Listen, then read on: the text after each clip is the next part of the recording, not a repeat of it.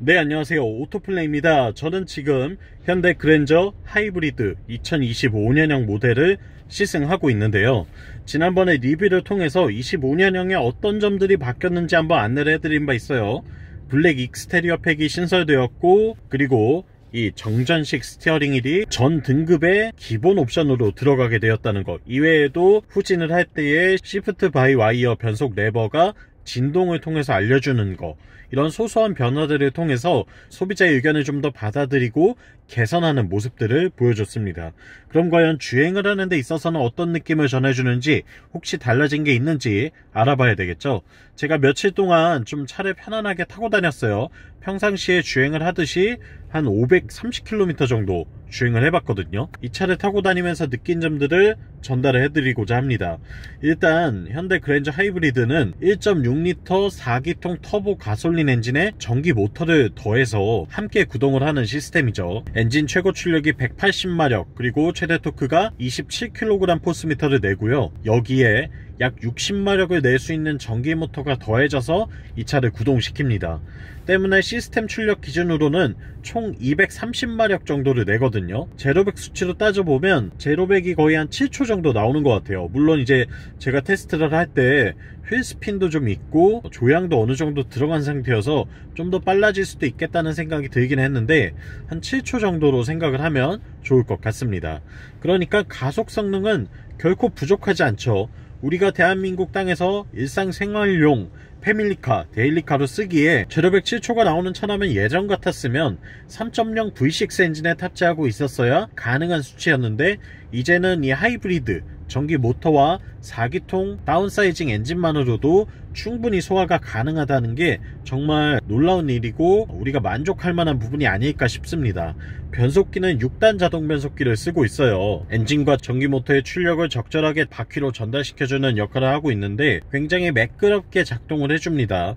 다단화가 되어 있지 않다는 게 유일한 아쉬움이긴 하지만, 지금 이제 와서 연구개발비에 또 수천억을 쓰고 차량값이 뭐 50만원, 100만원, 150만원 올라간다면 그게 오히려 더 비효율적인 거겠죠.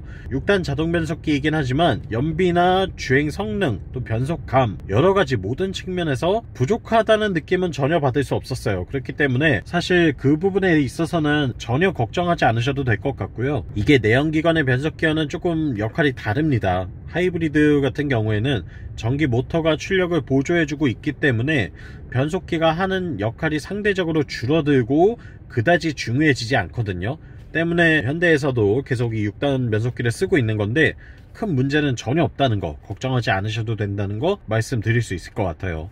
그리고 하체의 구성은 맥퍼슨 스트럿의 멀티링크 서스펜션을 사용을 하고 있죠. 기본적으로 서스펜션의 감각이 어때요? 라고 물으신다면 일단은 좀 부드러운 편이긴 합니다. 근데 예전 그랜저들과는 완전히 다른 것 같아요. 이게 어느 정도 좀 탄탄하게 주행 안정감을 잡아주면서, 그러면서도 시내 주행을 한다거나 과속 방지턱을 넘는다거나 할 때 좀 더 스무스하게 처리를 해줄 뿐이지, 예전처럼 뭐 한없이 컴포트하고 물렁물렁한 느낌을 주는 건 아니거든요.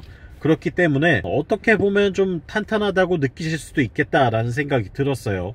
여기에다가 이 차는 지금 20인치 휠을 장착하고 있고, 또 프리뷰 전자제어 서스펜션이 탑재가 되어 있습니다. 또한 하이브리드 전용 사양으로는 모터가 이 승차감에도 관여를 하는 이 컴포트 드라이브와 이 다이나믹 드라이브라는 기능들이 추가가 되는데요. 때문에 승차감이 좋을 수 없는 세팅이지만 이걸 여러가지 옵션과 기능들을 통해서 승차감이 좋아질 수밖에 없도록 또 이를 많이 보완해주고 있는 역할을 합니다. 덕분에 종합적으로 느껴봤을 때 제 생각에는 이 차는 부드러운 세팅, 하지만 주행 안정감을 해치지는 않고 고속에서도 꽤나 안정감 있게 묵직하게 달려나갈 수 있고요. 저속이나 또는 VIP를 태웠을 때에도 부드럽게 과속 방지턱을 넘는다던가 어느 정도 안정적으로 주행을 할 수 있다는 느낌이 들었어요. 또한 앞서 말씀드린 대로 고속주행 안정감이 있기 때문에 하체가 이렇게 코너를 파고들 때에도 꽤나 좌우 롤을 잘 억제해 줍니다. 지금 보시는 것처럼 지금 꽤 높은 속도로 코너를 돌아 나가고 있거든요. 타이어가 소음을 낼 정도로 좀 진입을 해봤는데, 이렇게 오버스피드로 진입을 하더라도 그래도 어느 정도 안정적으로 차체를 잘 잡아내주고 있는 모습도 확인을 할 수가 있었어요. 그리고 제가 이 차에서 정말 칭찬하고 싶은 부분은 역시나 NVH 성능입니다. 정숙성이 진짜 뛰어나요. 이중접합 유리를 쓰고 있을 뿐만 아니라 이 차량의 전체적인 방음제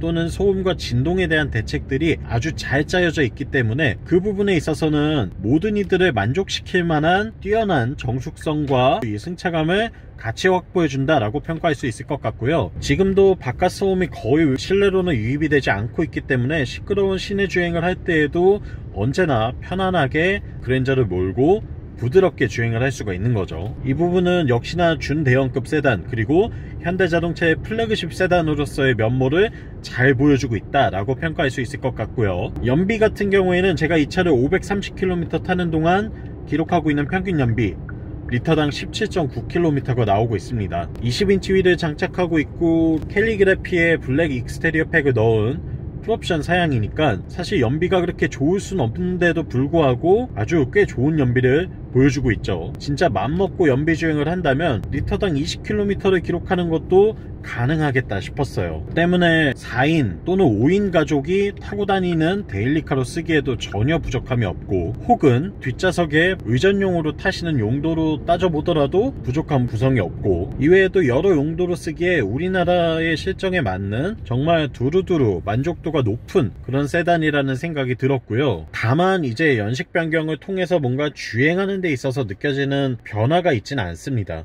예전 모델과 비교해서 저는 뭐 크게 달라진 걸 느끼지 못하고 있어요. 그래서 이 차의 뭐 단점으로 좀 꼽을 만한 거, 좀 아쉬운 부분들 몇 가지 말씀드려 볼게요. 일단은 시트 포지션이 좀 높은 편이에요.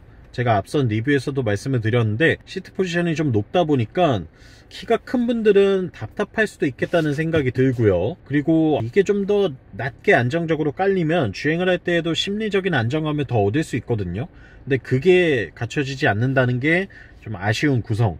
이왕이면 세단을 선호하시는 분들은 좀 낮게 깔려서 안정적으로 달려나가는 걸 원하실 텐데 그 부분에서 내가 원하는 시트 포지션이 나오지 않는다는 게 아쉬움이고요. 그리고 두 번째로는 이 공조장치 디스플레이 보기에는 진짜 예뻐요. 근데 운전하면서 조작하기는 좀 위험하죠. 위치가 너무 아래쪽에 있기도 하고 사실상 음성 명령을 통해서 작동을 시키는 게 훨씬 좋습니다. 그것까지는 이해하는데 물리 버튼을 쓰지 않은 거 이해하는데 모서리 부분이 네모 각져 있다 보니까 저는 이제 무릎을 여기 붙이고 운전을 하는 편이거든요. 무릎을 좀 지지하고 가속 페달을 밟는 편인데 이 모서리 부분에 무릎이 계속 찍히더라고요. 그래서 이게 조금 거슬리는 게 있었어요. 물론 이제 최대한 부드럽게 잘 깎아 놓기는 했지만 기본적으로는 사각형 디스플레이 패널을 쓰고 있기 때문에 이 부분이 좀 아쉽게 느껴지는 요소 중에 하나였습니다. 그리고 마지막 회생제동 기능을 조절할 수 있으면 좋을 텐데 이 패들 시프트를 이용해서 회생제동 기능을 조절하는 레버가 없다는 거, 단계를 조절할 수 없다는 게 아쉬움으로 꼽힙니다. 사실 그랜저 하이브리드 정도 되면 회생제동의 강도를 내가 원하는 대로 조절을 해서 연비에 좀 더 도움을 준다거나 혹은 전기차 모드로 주행하는 데에 더 도움을 주는 매니지먼트를 운전자가 직접 할 수 있게 해줄 수 있거든요. 기술적으로 불가능하진 않은 일이고 그룹사의 다른 모델들 중에는 가능한 차도 충분히 있는데 그게 좀 빠져 있다는 게 아쉬움으로 꼽혀요. 저는 현대가 쓰고 있는 회생제동을 조절하는 기능을 굉장히 선호하거든요. 레벨 1, 2, 3 이렇게 나눠져 있고 내가 원할 때 브레이크 페달 대신에 전기 배터리에 충전을 해주면서 회생제동을 쓸 때 진짜 만족도가 높고 연비도 더 개선이 되는 효과를 확인할 수 있었는데 그게 없이 그냥 브레이크 페달만으로 알아서 차가 제어하고 있어요. 근데 그 부분을 좀 운전자에게 자유도를 줬으면 어땠을까 라는 생각이 듭니다.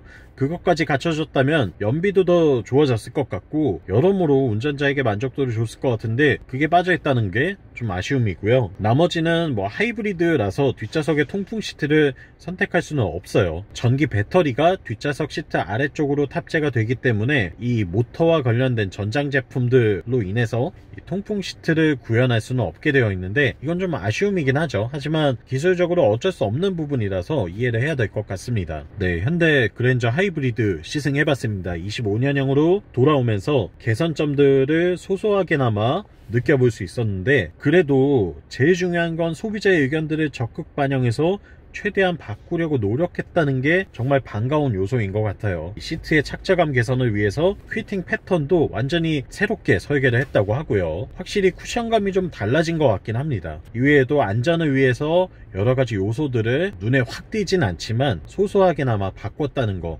굉장히 칭찬해주고 싶은 부분이고요. 대한민국에서는 이 가격에 이런 만족도와 이런 구성을 갖추고 있는 차를 글쎄요, 그랜저를 넘어설 수 있는 차가 과연 있을까 싶을 정도로 저는 높은 만족감을 느꼈고요. 여러분들께도 구입을 고려하고 계신다면 당장 사셔도 된다고 확실하게 말씀드릴 수 있을 것 같습니다. 영상 유익하셨다면 구독과 좋아요로 응원도 많이 부탁드리고요. 전 다음 시간에 또 다른 차에 재미있는 시승기로 돌아오겠습니다. 다음번에 또 만나요. 안녕.